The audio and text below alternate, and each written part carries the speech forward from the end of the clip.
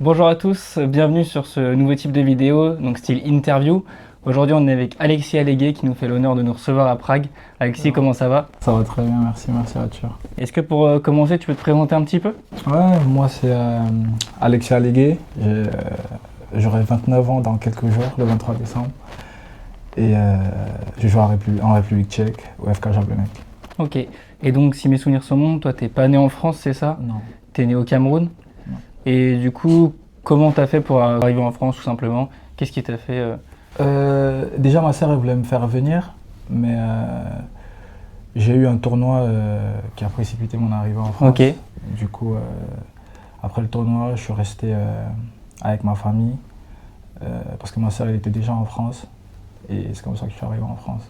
Sur Paris, hein, du coup, c'est ça? Oui, exactement. Ouais. Ok, donc t'as commencé du coup à jouer directement en région parisienne, comment ça s'est passé? Comme je l'ai dit précédemment, ma sœur, elle voulait pas que je joue au foot. Ok. Elle, c'était les études. Mais ouais, j'ai commencé à jouer plus tôt. Ok. C'était un club, pas un grand club, c'était le club de la ville. Je jouais avec mes amis et après je suis parti à la CBB.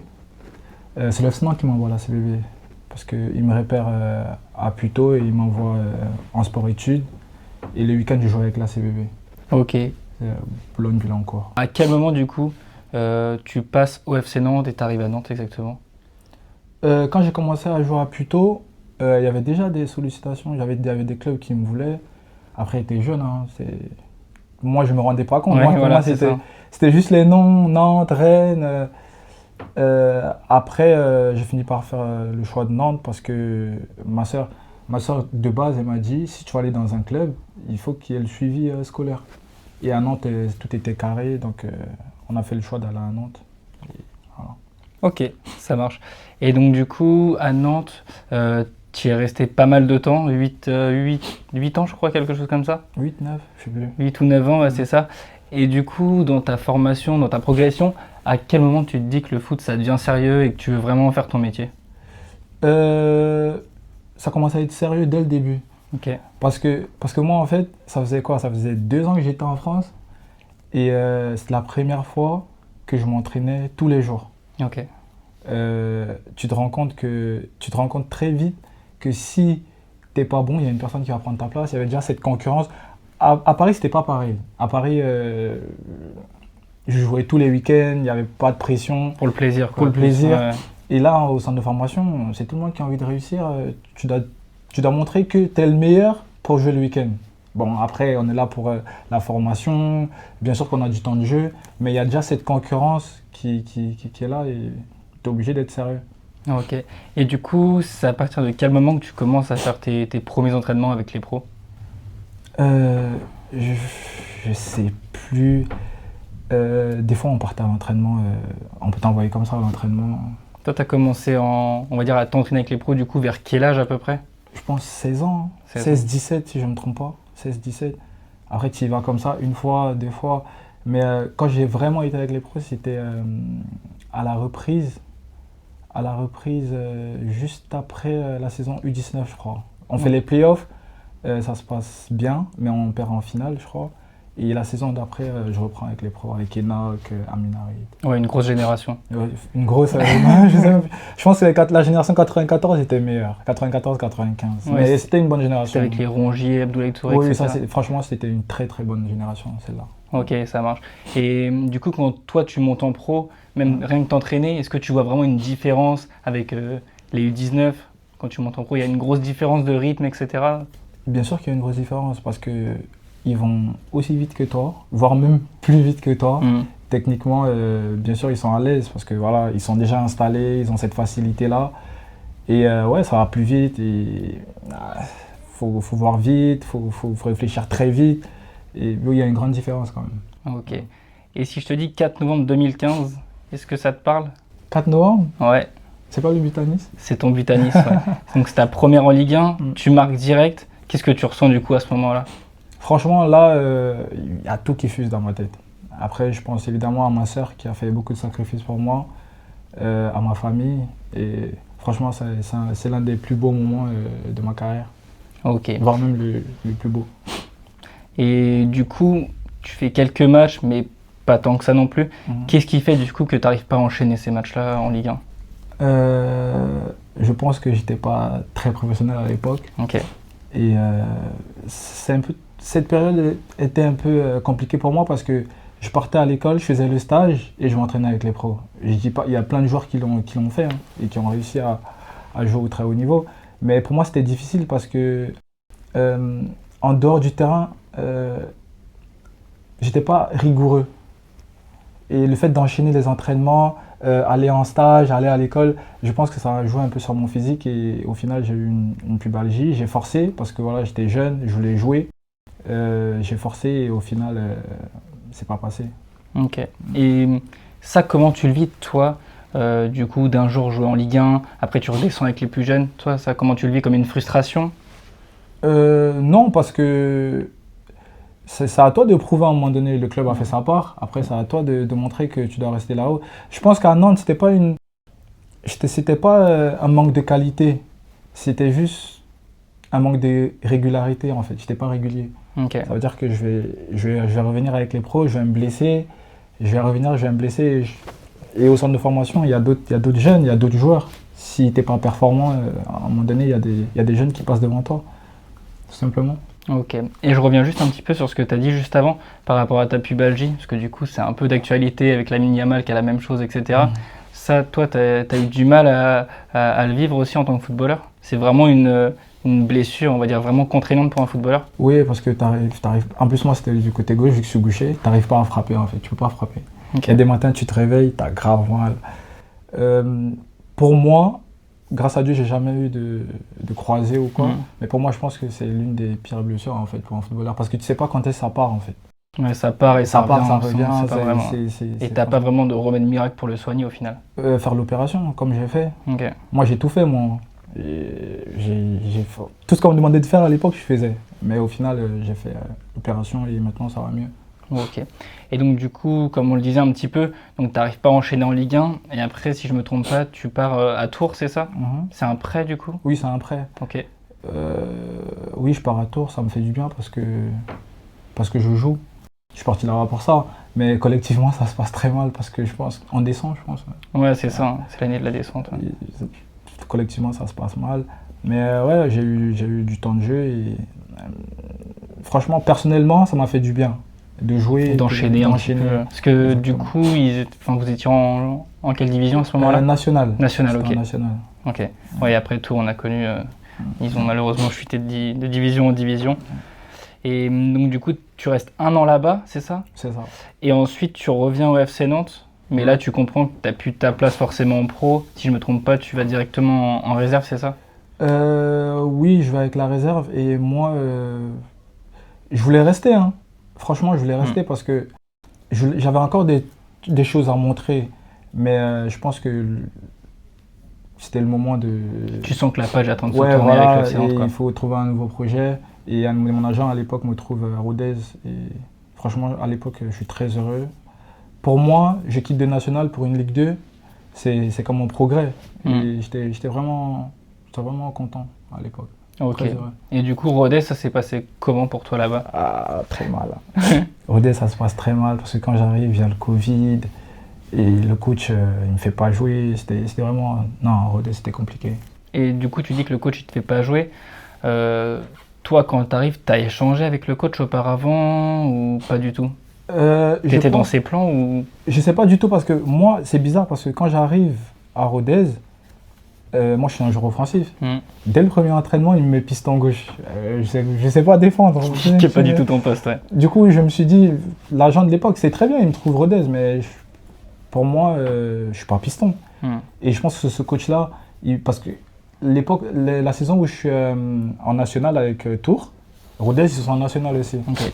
Et on les joue, je fais un très bon match contre eux. Et je pense que c'est peut-être là qu'il m'a vu, mais quand j'arrive à Rodez, il me met piston. Je suis pas piston. Et après, des fois, il me met 10, il me mettait 10. C'était compliqué à Rodez, c'était vraiment compliqué. Donc en fait, ouais, c'est vraiment le coach et le système qu'il met en place aussi qui t'a pas forcément convenu par rapport à ton jeu, quoi.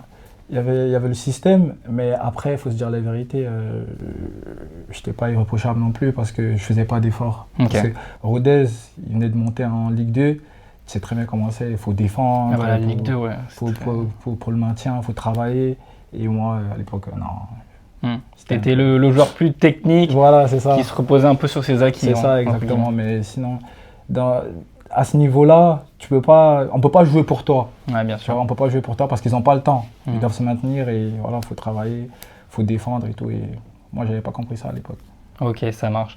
Et du coup, après cette période Rodez, tu es au chômage, si on peut dire ça comme ça. Tu te retrouves sans club, c'est ça? C'est ça. Okay. Après 2 ans à Rodez, justement, je fais cette année de chômage là, qui m'a beaucoup servi pour la suite après. Et ouais, c'était compliqué quand même. Parce que du coup, tu es sans club, c'est parce que tu n'as pas du tout eu d'offre ou tu n'as pas eu d'offre qui te convenait, on va dire? J'ai pas eu d'offre qui me convenait. Ok. Parce que j'ai eu Avranches à l'époque qui me voulait. Mais moi, je voulais une très bonne nationale ou une Ligue 2. Okay. Mais j'ai pas eu ça, donc j'ai attendu. Au final, je me suis retrouvé sans rien. Et du coup, est-ce que tu n'as pas eu des regrets en te disant, j'aurais peut-être dû accepter une équipe, on va dire, un peu plus basse, inférieure, mais au moins tu aurais gardé ce temps de jeu, cette régularité un petit peu à jouer au final, parce que là, une année sans club, ça quand même... Bah oui, déjà au bout de 3 mois, j'avais quelques regrets. Mais après, le plus important, c'est de jouer. C'est de jouer tous les week-ends, parce que quand tu joues, les gens te voient en fait. Ça, c'est une erreur à pas faire. Même si tu vas en CFA2 ou... J'ai toujours pris l'exemple de Santiago Ngom. Nantes, ils vont le chercher où? Il n'était même pas en CFA. Il faut jouer en fait. Et moi, l'erreur que je fais à l'époque, c'est... Je me dis, je veux un meilleur projet, mais j'avais quoi? J'ai pas joué à Rodez, j'avais pas de stats, j'avais rien à mettre sur la table, tu vois. Ouais, donc s'il y a une CFA qui me propose, bien sûr que je dois y aller. Mais ouais. C'est pas le choix que tu avais fait à l'époque. Non, c'était une erreur à l'époque, ouais. Et du coup, pendant cette année, tu t'entraînes tout seul, comment ça se passe pour toi? Tu fais des entraînements individuels comme si tu étais à l'entraînement, même si tu n'es pas forcément entraînement collectif. Mais comment tu arrives à le gérer, ouais? Bah, après, tu es obligé de courir. Hein. Tu cours, je courais, j'ai acheté des échelles, des plots, des coupelles. Je travaillais tout seul. Mais... Tu n'avais pas de préparateur physique du coup? Non, tu étais vraiment tout seul dans ta bulle, quoi. J'étais au chômage, j'avais pas. Non. Après, j'ai fait des entraînements, j'ai eu des prépas. Je sais à peu près ce qu'il faut pour maintenir la forme, même si le terrain est beaucoup plus important, parce que quand tu t'entraînes tout seul, c'est pas la même chose quand tu t'entraînes avec un groupe. Forcément, voilà, mais il fallait que je le fasse. C'était des moments difficiles parce que tu es tout seul. Après, ma copine était là pour me soutenir à chaque fois quand je faisais des 15-15 tout seul. Ouais. Elle me disait, ça fait 15 secondes. Franchement, elle m'a beaucoup soutenu à l'époque et je suis très heureux. Aujourd'hui, je suis là, j'ai un club. C'est grâce à elle aussi, parce qu'elle m'a beaucoup soutenu. Ok, et du coup, donc aujourd'hui tu es à Jablonec, mais avant ça, si je ne me trompe pas, tu avais fait un bond en D2, c'est ça? C'est eux qui t'ont fait confiance. Quand ils t'ont appelé, tu as dit oui directement ou tu étais réticent parce que du coup tu n'avais jamais encore joué à l'étranger? Est-ce que tu n'attendais pas peut-être des offres plutôt en France? C'est bizarre parce que avant que Vyshkov, parce que le club s'appelle Vyshkov, avant que Vyshkov m'appelle, j'avais Gol FC, un club de Lyon, ils étaient en national, non, N2 à l'époque, je ne sais plus trop. J'ai l'offre de Gol FC, je dis non à Gol, et quand Vyshkov m'appelle, je dis oui. Un truc qui est bizarre. Hein. Tu le sentais pas peut-être? Je ne sentais pas Gol, et Vyshkov, j'ai dit oui tout de suite. Et dis-toi même que pour aller à Vyshkov, j'ai payé mon billet. Ah, c'est même pas eux qui ont fait. C'est même pas eux qui ont fait. J'ai payé mon billet d'avion et tout. Et tu t'es dit j'y vais quoi. Voilà, je suis allé et après voilà, on connaît la suite. Hein, ça s'est bien passé. Et aujourd'hui, je suis en Ligue 1 en République Tchèque. Et tu connaissais, je rebondis juste, tu connaissais un petit peu de monde déjà à Vyshkov dans son ancien club où tu as vraiment été comme ça dans l'inconnu? C'est dans l'inconnu, je connaissais rien. Vyshkov, j'ai jamais entendu parler de cette ville, de ce club. Franchement, c'était ma première fois en République Tchèque et voilà. Et du coup, ça se passe bien, tu fais une bonne saison et c'est Jablonec du coup qui t'appelle. Tu as l'opportunité de rebondir en première division tchèque. Donc toi, tu fonces direct, tu dis oui direct, c'est ça? Oui, pour moi, je voyais ça comme une évolution en fait. Moi, quand je suis parti à Vyshkov, déjà même ça arrivait très tôt. Pour moi, ça arrivait très tôt parce que je me suis donné 2 ans en fait. En Ligue 2 pour bien repartir et revenir en Ligue 1. Mais voilà, c'est En fait, la saison que je fais à Vyškov, pour moi, signer en première division en République tchèque, c'était une suite logique. Ok. Même si ça arrivait un peu plus tôt que je pensais, je gravis les échelons petit à petit et aujourd'hui, je suis à Jablonec, ça se passe plutôt bien. Par exemple, la première saison où je suis arrivé, on jouait la relégation. Ouais, c'est et vrai. aujourd'hui, on joue peut-être l'Europe. Le top, ouais, c'est ça. Et voilà, pour moi, je vois ça comme une évolution et je suis très heureux. Ok. Ouais. Et du coup, les gens, ils connaissent pas trop la République tchèque, le championnat en tout cas tchèque. Mm-hmm. Toi, comment tu le vois par rapport au championnat français, par exemple? À quelle échelle tu le mettrais, par exemple, la première division tchèque? Est-ce que c'est un niveau Ligue 2, par exemple? Comment... Pour moi, après, ça dépend quel club, Okay. On va dire. Pour moi, c'est niveau Ligue 2. Au tableau Ligue 2. Après, tu as le Sparta, le Slavia Plzeň, c'est des très bons clubs. Ouais. Ça, pour moi, on ne peut pas les comparer en fait, avec les autres clubs en République tchèque. Ça, c'est vraiment des clubs qui ont le niveau. Voilà, ils jouent l'Europe, ils jouent la Champions League, l'Europa League. C'est des top clubs. Mais sinon, le reste, c'est niveau. Ouais, bonne Ligue 2. Ok. Ouais. Et même en termes d'infrastructure, parce que du coup, on ne connaît pas du tout le pays. En Ligue 1, généralement, les clubs, ils ont des super infrastructures. Ici, c'est différent, c'est pareil. Je pense que le climat les aide pas beaucoup parce que quand il neige, c'est compliqué de s'occuper des terrains. Mais sinon, de base, j'étais vraiment choqué quand je suis arrivé en Ligue 2 il y a 2 ou 3 ans. Tous les terrains sont bien. Agréablement surpris pour le coup. Tu t'attendais à jouer dans des champs de patates et au final... Tous les terrains étaient bien, mais le truc c'est que quand il commence à faire froid, ils n'ont pas beaucoup de moyens pour, tu vois. Du coup, les terrains sont catastrophiques. Mais sinon, les installations, ça va. Ça va. Ok. Ça dépend quel club aussi. Ouais, bien sûr. Mais à Jablonec, ça va. Ok. On n'a pas à se plaindre. Et donc du coup, là, tu as un contrat jusqu'à quand ici? Est-ce que tu te projettes un peu à l'avenir ou tu espères faire une bonne saison pour pourquoi pas après rebondir dans un autre club, un autre championnat?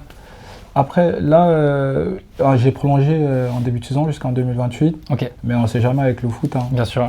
Et là, on joue le haut de tableau. On verra en fin de saison comment ça se passe. Et pour l'instant, je reste focus sur cette saison-là parce que je pense qu'on a un coup à jouer et on verra après. Ok. Voilà.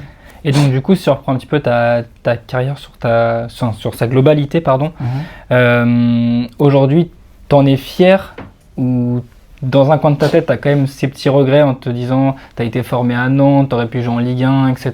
Comment tu le sens? J'ai pas de regrets parce que le foot... Quand je vais arrêter ma carrière, je vais continuer à vivre. Je pense que les erreurs que j'ai faites dans le passé vont me servir plus tard. Il n'y a pas de regret. Au contraire, même, je pense que je me suis forgé un caractère et rien n'arrive au hasard. Pour moi, je pense que rien n'arrive au hasard. Et aujourd'hui, par exemple, je peux pas me permettre de refaire les mêmes erreurs que je faisais avant. Okay. Et ça va me servir même pour la vie, même pour plus tard après ma carrière. Et oui, des fois, je me dis... J'aurais pu jouer, je sais pas moi, Randal Colomani, il joue à Tottenham, il a joué au PSG. Mais chacun son chemin, chacun sa carrière. Et je suis très heureux pour lui. Mais chacun sa carrière, c'est comme ça, c'est la vie, il faut accepter. Et non, j'ai pas de regrets, au contraire. Ok, ça marche. Et donc du coup, moi je voulais un petit peu te poser des questions un peu plus, on va dire, personnelles. Je voulais te demander déjà, quel était le joueur avec qui tu as joué le plus fort pour toi? Non, arrête, Ben Arfa. Ben Arfa, c'était quelque chose. Mais il y en a beaucoup qui disent ça et pourtant il n'a pas eu cette fin de carrière qu'il aurait, je pense, mérité. Mais c'est vrai qu'apparemment, techniquement, c'était en fait, Ben Arfa, énorme. Tu vois, moi je suis gaucher, tu vois. Et quand tu le vois jouer, tu te dis, mais je vais essayer de faire ce qu'il fait, mais c'est pas possible. C'est pas possible. Il est vraiment, même dans ses prises de balles, t'as l'impression qu'il est gros, mais il accélère, il dribble. C'est un joueur un peu émotion en fait. Dès qu'il a le ballon, tu sens qu'il peut faire un truc, quoi. Il peut faire un truc à tout moment. Moi, mon premier match en Ligue 1, j'ai joué contre lui. En plus, il était sur mon côté. Ouais, c'est vrai. Imagine, au bout de 15 minutes, je regarde le temps et tout. Il a été impressionné. Bah, oui. Non, Ben Arfa. Après, j'ai joué contre Falcao et tout, mais Ben Arfa, franchement, il m'a impressionné. Ok. Et t'as un joueur du coup avec qui t'as joué dans le même club, dans la même équipe, qui t'a vraiment impressionné, qui est devenu peut-être un grand nom maintenant? À Nantes, peut-être ça va te paraître bizarre, hein, mais ça, je vais donner ce nom-là, même pour les jeunes qui nous regardent et tout. Thomasson, Adrien Thomasson. Ouais. Tu vois, Thomasson, c'est pas un joueur qui va te faire, tu vas regarder, tu vas dire waouh. Mais il est toujours régulier en fait. Ouais, c'est ça. Okay. Il est dans la régularité. Il vient toujours à l'heure à l'entraînement, avant tout le monde. Okay. Il repart après tout le monde. Et même quand il fait un mauvais match, t'as pas l'impression qu'il a fait un mauvais match. Tu vois, c'est comme Valentin Rongier après, qui a suivi, Léo Dubois à Nantes. Après, voilà, c'est un truc de fou quand même de commencer à Nantes et après terminer en équipe de France. Ça, c'est un truc de fou. Et je pense qu'au FC Nantes, ils sont fiers de ça, tu vois. C'est pas des gros noms, mais c'est des bons professionnels, tu vois. Ouais, c'est ça. C'est exactement ça. Qui a vraiment gardé cette régularité, ce professionnalisme. Exactement. Après, tu as Amine Harit, bien sûr. Mais Amine, au centre il n'était pas impressionnant. Mais quand il a commencé en Ligue 1, c'était quelque chose. Ok, ça marche. Et du coup, moi j'aime bien faire un peu le tour des stades, etc. Est-ce que tu as un stade, toi, qui t'a marqué, qui t'a choqué, genre? J'ai fait un bond une fois au Vélodrome. Ok. Franchement, l'ambiance, elle était top. Mais je vais pas te mentir, pour moi, ça reste la Beaujoire. Okay. Non, sérieux, c'est pas pour dire parce que t'es vraiment Nantes, rien à voir. Parce que je vais te raconter une histoire. Avant que je joue avec les pros, j'étais ramasseur de balles à la Beaujoire. Ok. Et même, j'ai commencé à jongler et tout. Ils m'ont dit, mais pourquoi tu jongles? En fait, j'étais juste devant, le coq, il était derrière moi. Ouais. Et quand tu te retournes, franchement, c'est impressionnant. C'est impressionnant, ouais. Et quand tu joues à la Beaujoire avec ce public-là, franchement, c'était top. Pour moi, c'est l'un des plus beaux souvenirs que j'ai de mon passage en Ligue 1 en France. Ouais, et puis même en Ligue 2, même. Marseille, du coup, en plus, le public, il est super exigeant, il a l'habitude des gros résultats, etc. À Nantes, c'est un peu différent, ça joue plus le maintien, et il y a toujours ce public qui est là. Donc ouais, j'ai l'impression que la Beaujoire est toujours remplie. Elle est tout le temps remplie, ouais. Tu vois, franchement, c'est des beaux souvenirs. Ok, bon bah super.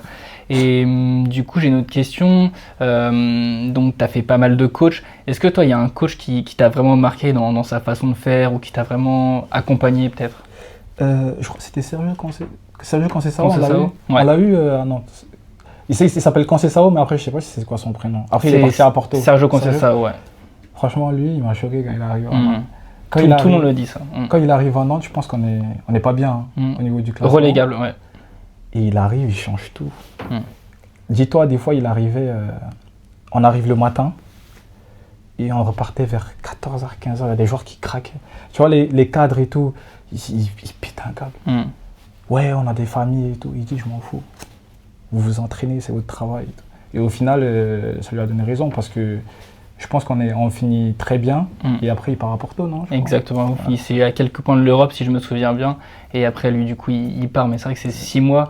Enfin, on a vu une différence même dans le jeu, dans l'état d'esprit d'équipe. C'était flagrant, quoi. C'était vraiment. Je pense même que c'était la première fois, si je ne me trompe pas, qu'on mangeait ensemble, petit déjeuner, après l'entraînement, on mangeait ensemble et tout. Si je ne me trompe pas, c'est lui qui a ramené ça. Du coup, lui, il a vraiment tout changé. Au final, du coup, tu disais que les joueurs ils râlaient, etc.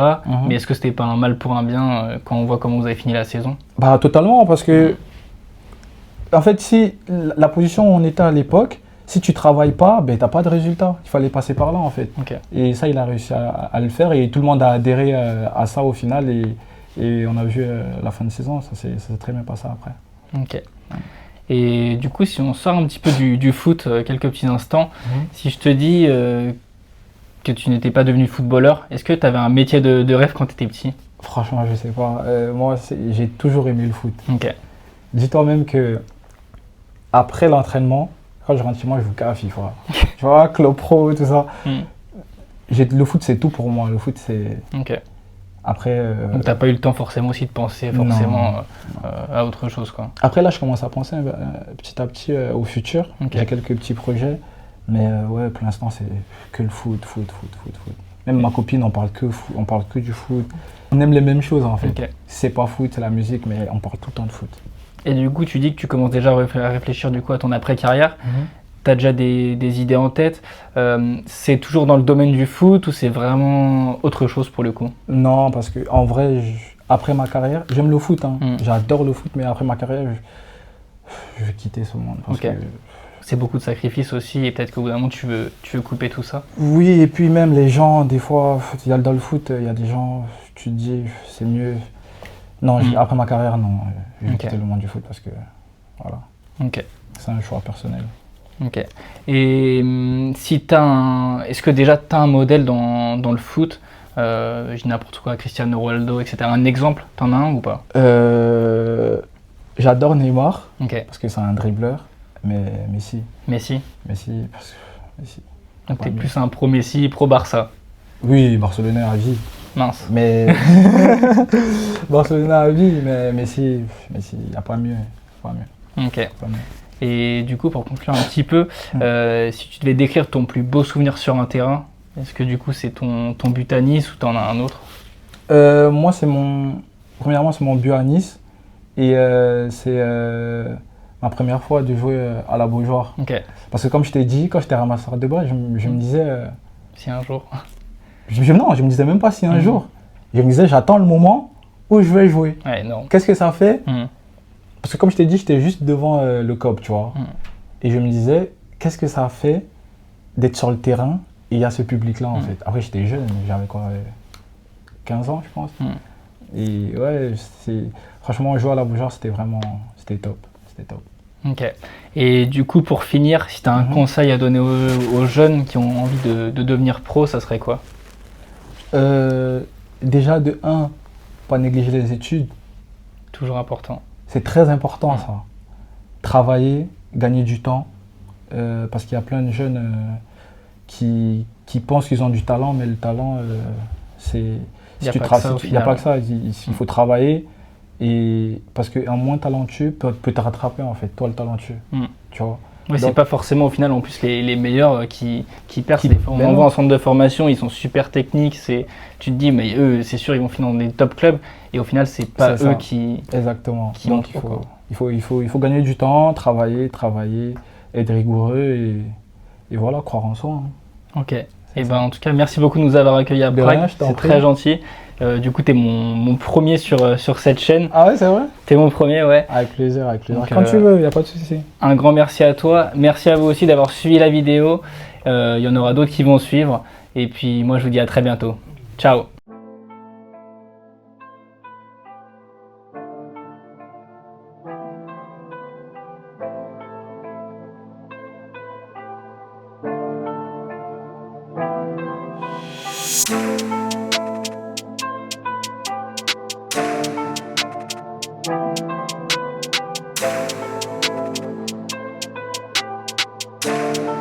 Access